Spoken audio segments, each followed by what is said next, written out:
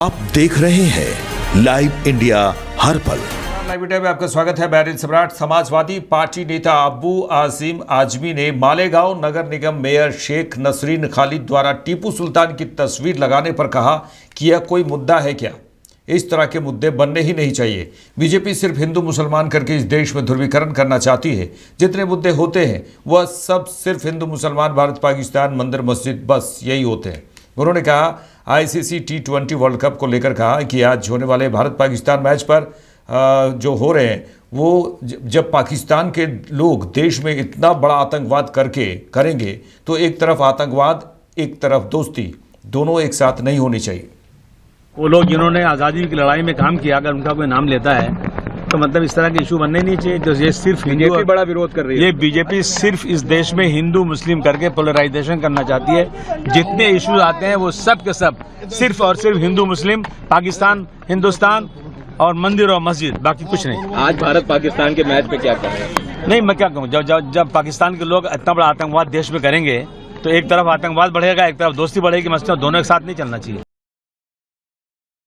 T20 world cup 2026 में आज भारत पाकिस्तान में के बीच होने वाले मैच पर बिहार सरकार में मंत्री रामकृपाल यादव ने कहा है कि हम सभी मैच के लिए उत्साहित हैं। हम पाकिस्तान को हराएंगे और भारत जीतेगा।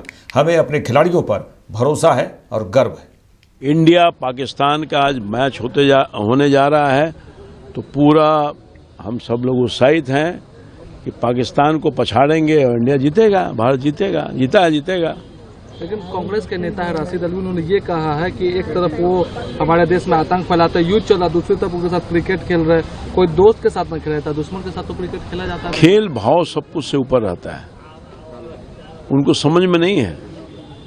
आप नहीं देखते हैं जब खेल के मैदान में खिलाड़ी रहता है, दोनों दूसरे को पछाड़ने में लगा रहता है, और जब खेल जैसे ही समाप्त होता है तो हाथ मिलाता है और फिर गले मिलता है।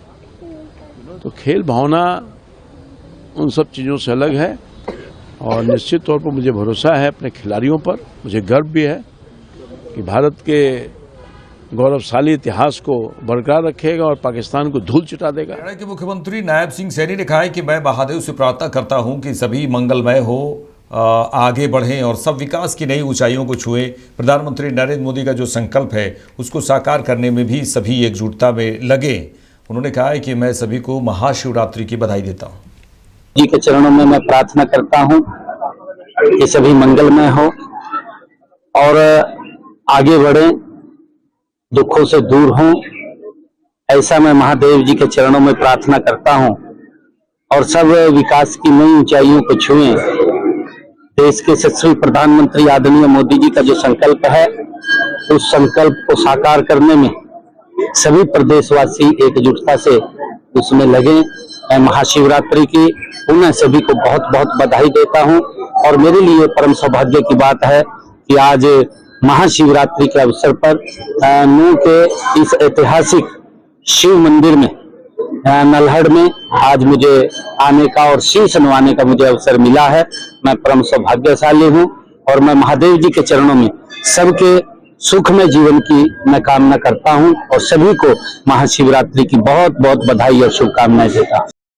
आगे बढ़ेंगे। बागेश्वर धाम पीठाधीश श्री धीरेन्द्र कृष्ण शास्त्री ने कहा है कि आज 300 बेटियों के कन्या विवाह महामहोत्सव आयोजित किया जा रहा है। यहाँ 10 से 15 लाख लोगों के पहुंचने की संभावना है, जिसके लिए पूरी तैयारी कर ली गई है। इस साल का कन्या विवाह सिर्फ एक राष्ट्रीय आयोजन नहीं बल्कि एक अंतर्राष्ट्रीय आयोजन है, क्योंकि 9 देशों के राजदूत दुल्हा दुल्हन को आशीर्वाद देने यहाँ पहुंचेंगे। 300 बेटियों का यह कन्या विवाह महामहोत्सव का आज वो पावन पर्व है, जहां 7वां कन्या विवाह महामहोत्सव एक मठ मंदिर की दान पेटी से इतना बड़ा परोपकार का कार्य लोगों के द्वारा, समाज के द्वारा, सबके साथ लगभग 305 बेटियों का यह कन्या विवाह महामहोत्सव है, जिसमें पूरे देश के संत महंत पहुंचे हैं। आज भी बहुत संत पहुंच रहे हैं और उनको हम नव दाम्पत्यमय जीवन में गृहस्थ जीवन में प्रवेश करने पर आज शिवरात्रि के पावन पर्व की ढेर सारी शुभकामना देते हैं। लाखों लोग, लगभग 4-5 लाख लोग यहाँ पहुंचे हैं और 5 लाख से ज्यादा लोग यहाँ पर अभी वर्तमान में पहुंच गए हैं और शाम तक 10 लाख से ज्यादा लोग पहुंचने की संभावना है। 10 से 15 लाख लोगों की पहुंचने की संभावना है, जिसकी तैयारी विधिवत रूप से कर दी गई है। चारों तरफ लोगों का हुजूम है, भक्तों का सैलाब है और उपहार सामग्री लगाई गई, मंडप बनाए गए, भंडारे की व्यवस्था की गई और आने वाले अतिथियों में इस वर्ष का कन्या विवाह राष्ट्रीय नहीं अंतर्राष्ट्रीय है, क्योंकि 9 देशों के राजदूत भी 12 से 1 बजे के बीच में यहाँ पहुँच करके वर वधू को आशीर्वाद देंगे। 305 बेटियों के आज दामाद आ रहे हैं, किस तरीके से तैयारियां हैं दामाद के लिए? घोड़े बैंड बाजे की? बैंड बाजा है, घोड़ा है, उनके स्वागत की व्यवस्था है, यहाँ बैठने की उत्तम और उचित व्यवस्था है। विवाह को सामूहिक नहीं रखा गया, जैसे एक पिता के घर पर एक बारात आती है वैसे ही हर 300 बारात की व्यवस्था की। आज कितना खास पल है आपके लिए, जहाँ से आज 305 बेटियों को आज विदा करने जा रहे हैं? भगवान की 1600 करीब बेटियां। भगवान की बहुत अनुकंपा और कृपा है कि हम ये समाज सेवा के कार्य में कुछ सेवा कर पा रहे हैं और हम देश में एक उदाहरण प्रस्तुत करना चाहते हैं कि मठ मंदिरों की दान पेटियों से बेटियों का घर बसाया जाए। तो सबसे ज्यादा खुशी यदि किसी को है वो हमको है, पर गम इस बात का भी है कि आज बेटियों की विदा हो जाएगी। तो आज तक तो शिवरात्रि 15 फरवरी कर रहे थे, अब आगे फिर अगले वर्ष की तैयारी करेंगे। कल से फिर नया संकल्प लेकर के फिर नई तैयारी करेंगे। उत्तराखंड के पूर्व मुख्यमंत्री और महाराष्ट्र के पूर्व राज्यपाल भगत सिंह कोश्यारी ने fit India Sunday on cycle के 61वें संस्करण पर कहा है कि फिट इंडिया के जरिए प्रधानमंत्री चाहते हैं कि हमारे बच्चे, हमारे देश के लोग हमेशा फिट रहें। जब हम शारीरिक रूप से फिट होंगे तो हम मानसिक, बौद्धिक और आध्यात्मिक रूप से फिट होंगे। इसलिए फिट इंडिया मूवमेंट के तहत SAI ने यह आयोजन किया है। हमारे लोग इसे लेकर बहुत उत्साहित हैं। है और इसका हमारे सारे देश के अंदर स्पोर्ट्स का काम देखता है भारत सरकार का, उसके द्वारा आयोजित किया गया है और ये एक हमारे बच्चों में बड़ा उत्साह है। मुझे लगता है कि प्रधानमंत्री जो चाहते हैं कि फिट इंडिया अगले 10 वर्षों में निश्चित रूप से जो हमारे युवा हैं, आगे आने वाली पीढ़ी है, वो बहुत फिट रहेगी और देश में दुनिया में अपना नाम कमाएगी। बीजेपी नेता तरुण चुग ने कहा है कि मैं सभी को महाशिवरात्रि की बधाई देता हूं। यह पर्व आत्मशक्ति, संयम और संकल्प का प्रतीक है। भगवान शिव हमें सिखाते हैं कि विष को धारण कर कठिन से कठिन परिस्थिति में भी समाज की, राष्ट्र की रक्षा करनी चाहिए। उनका बताया हुआ साहस, तप और त्याग का मार्ग हमें राष्ट्र निर्माण की ओर लेकर जाता है। उन्होंने आगे कहा कि असम ने कांग्रेस के राज में वर्षों तक उपेक्षा देखी है, लेकिन आज प्रधानमंत्री नरेंद्र मोदी के नेतृत्व में डबल इंजन की सरकार ने असम सहित पूरे उत्तर पूर्व को प्राथमिकता दी गई। अब वहां विकास कागजों में नहीं बल्कि जमीन पर दिखाई दे रहा है। शिवरात्रि का महान पर्व है। भोलेनाथ और मां पार्वती की आराधना के इस महापर्व शिवरात्रि के दिन पर देश के सभी नागरिकों को बहुत बहुत बधाई। ये पर्व आत्मशक्ति, संयम और संकल्प का प्रतीक है। नीलकंठ महादेव भगवान शिव हम सिखाते हैं कि विष को धारण कर कठिन से कठिन परिस्थिति में भी समाज की रक्षा करनी चाहिए, राष्ट्र की रक्षा करनी चाहिए। उनका बताया हुआ साहस और धैर्य, तप और त्याग का मार्ग हमें राष्ट्र निर्माण की ओर लेके जाता है। आज महाशिवरात्रि का महापर्व है। हर भारतवासी को इस महापर्व की हार्दिक शुभकामनाएं, बहुत बहुत बधाई। और कहा कि यहाँ का विकास के लिए असम ने कांग्रेस के राज में वर्षों तक उपेक्षा देखी है, लेकिन आज नरेंद्र मोदी जी के नेतृत्व में डबल इंजन की सरकार ने असम सहित पूरे उत्तर पूर्व को प्राथमिकता दी है। प्रधानमंत्री का ये वाक्य कि पूर्व से ही भारत का उदय होगा, जीवनदायिनी ब्रह्मपुत्र पर रिकॉर्ड आधुनिक पुलों का निर्माण, आधुनिक राजमार्ग और कनेक्टिविटी प्रोजेक्ट ये साबित करते हैं कि अब विकास कागजों में नहीं जमीन पर दिखाई दे रहा है। कांग्रेस ने असम को वोट बैंक की षड्यंत्रकारी राजनीति में उलझाए रखा। भाजपा ने समाधान आधारित विकास, तेज विकास और मजबूत पहचान के मॉडल को लागू किया। भाजपा ने आज गुवाहाटी में भास्कर सेतु हो या भूपेन हजारिका सेतु हो, ये केवल एक पुल नहीं है, असम की ऐतिहासिक विरासत और आधुनिक भारत के आत्मविश्वास का संगम है कि मोदी के नेतृत्व में भाजपा विकास के साथ अस्मिता का भी सम्मान करती है। अगर आज ये कांग्रेस की सरकार होती तो ये पुल का निर्माण होता ही नहीं, अगर होता तो इसका नाम भास्कर सेतु या हजारिका सेतु नहीं, गांधी नेहरू परिवार के नाम पर होता। आज कांग्रेस पार्टी पूर्वोत्तर में जहर घोलने का काम कर रही है। कांग्रेस पार्टी जमायते इस्लामी और मुस्लिम लीग का नया अवतार बन चुकी है। देश के अंदर तमस व तनाव पैदा करने की कोशिश कर रही है, जो कि दुर्भाग्यपूर्ण है। समाजवादी पार्टी प्रमुख अखिलेश यादव ने कहा है कि एप्स्टीन पर हम चर्चा नहीं कराना चाहते। सोशल मीडिया बड़ा खराब है। एप्स्टीन फाइल्स कब की बनी रही होंगी, कितने दिनों बाद आई। दुनिया के कई देश ऐसे हैं जिन्होंने अपना सोशल मीडिया बनाया है, इसलिए बदलती हुई दुनिया में ज़रूरी है कि हम सावधान रहें। और फिर एप्स्टीन फाइल्स तो एक विषय है। उन्होंने कहा है कि आपने अपना पूरा बाजार अमेरिका को दे दिया। $500 बिलियन का हम उन्हें बाजार देंगे और कुछ दिन पहले हमने राफेल खरीदे हैं। तो मेक इन इंडिया का क्या होगा, स्किल इंडिया का क्या होगा? तीन फाइल पे हम चर्चा नहीं करना चाहते। ये सोशल मीडिया बड़ा खराब है। और देखिए, मैं आपसे कहना बॉस, देखिए मैं पत्रकार साथी, देखिए एप्स्टीन फाइल्स आई हैं ना, कितने दिनों बाद आई, कब की बनी रही होंगी। और दुनिया में कई देश ऐसे हैं जिन्होंने अपना क्रिएट किया है, अपना सोशल मीडिया, अपने टूल्स, अपनी चीजें।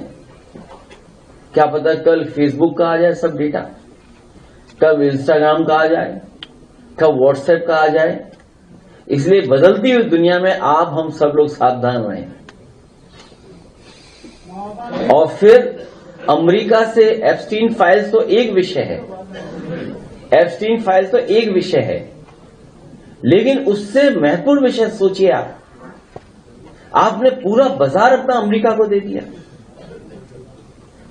कभी हम लोगों ने WTO को साथ लाए थे और आज हमने फिर बाजार खोल दिया और फिर $500 बिलियन का हम बाजार देंगे उन्हें। और अभी कुछ दिन पहले हम लोगों ने राफेल खरीदे हैं, 3 लाख करोड़ से ऊपर के राफेल। तो बताइए मेक इन इंडिया का क्या होगा? मेक इन इंडिया जंग खाएगा उसका शेर क्या? उस शेर को क्या जंग लग गई? फिर स्किल डेवलपमेंट, मैं कल सुन रहा था डिजिटल इंडिया, स्किल्ड इंडिया।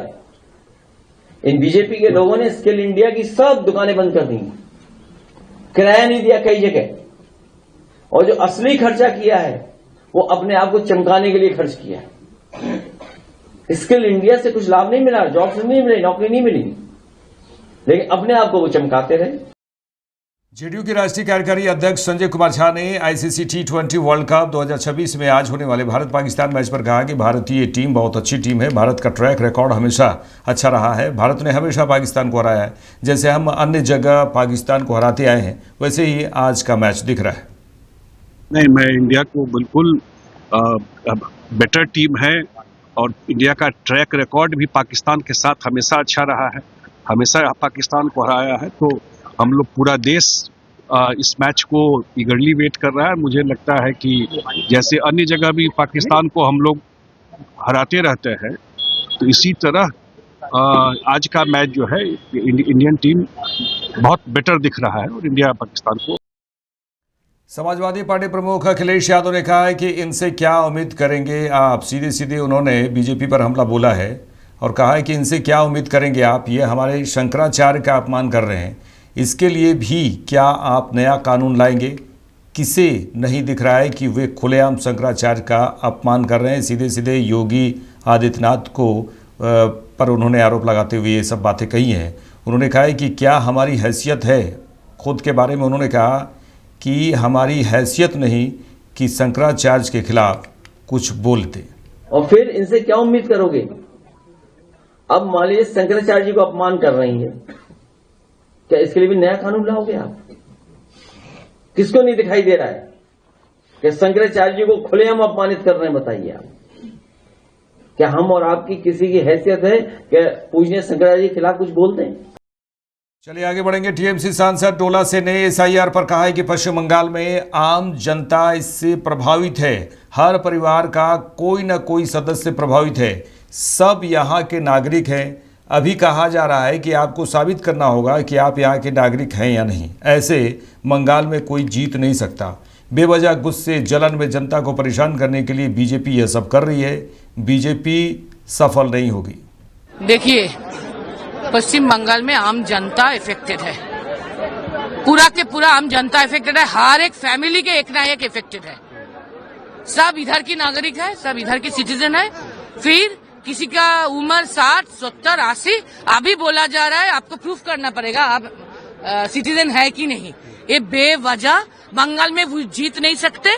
बेवजह गुस्से में, जेलासी में वो हैरेस करने के लिए ये कर रहा है, लेकिन वो जीतेगा नहीं, वो सफल नहीं होगा। आम जनता उनको सबक सिखाए। महाशिवरात्रि पर आयोजित शिवोहम 2026 कार्यक्रम पर राजस्थान की डिप्टी सीएम दिया कुमारी ने कहा है कि मैं आज इस कार्यक्रम में आई हूँ। ये 24 घंटे का आयोजन है। उन्होंने कहा है कि मैं सभी को महाशिवरात्रि की शुभकामनाएं देती हूँ। आज के इस कार्यक्रम में कई सेशन होंगे, जैसे जलाभिषेक और हवन का भी कार्यक्रम है। ये बहुत अच्छा आयोजन है। आज शिवोहम कार्यक्रम में मैं यहाँ पर आर्या कॉलेज में यहाँ आई हूँ और ये 24 घंटे का कार्यक्रम है, आयोजन। और इसमें आज महाशिवरात्रि है, तो सबसे पहले आपके सभी दर्शकों को मैं शुभकामनाएं देती हूँ। और आज के दिन जो ये कार्यक्रम है, इसमें बहुत सारे सेशंस होंगे। जलाभिषेक का कार्यक्रम है, हवन का कार्यक्रम है, बहुत सारे वक्ता हैं जो यहाँ पर हमारे जो विद्यार्थी हैं और जो सेशंस में भाग लेंगे उनको बहुत कुछ बताएंगे। मुझे लगता है ये हमारी संस्कृति है, हमारे त्योहार हैं, हमारे परंपराएं हैं, इनको हमको सबको आगे बढ़ाने के लिए सबको एक साथ मिलकर कार्य करना चाहिए। और बहुत अच्छा काम और बहुत अच्छा ये आयोजन हुआ है। मेरे साथ इस बुलेटिन में देश दुनिया की तमाम खबरों के लिए देखते रहिए लाइव इंडिया। नमस्कार।